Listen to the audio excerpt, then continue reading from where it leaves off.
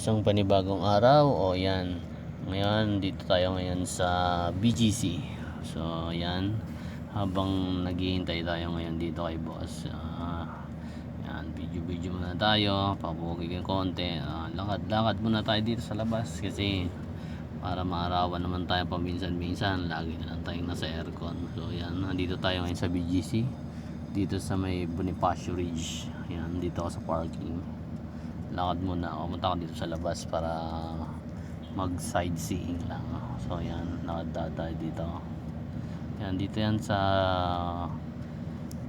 malapit sa 32nd Street.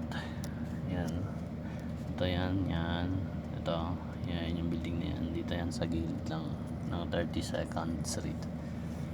So yan, lakad muna tayo. So yan, dahil tumawag na si boss, puntahan na natin siya. Papasundo na daw siya. Then natin siya sa Maynila.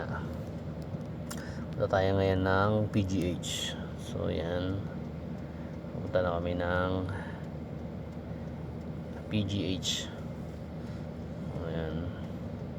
So yan, dahil gabi na, pauwi na kami from PGH.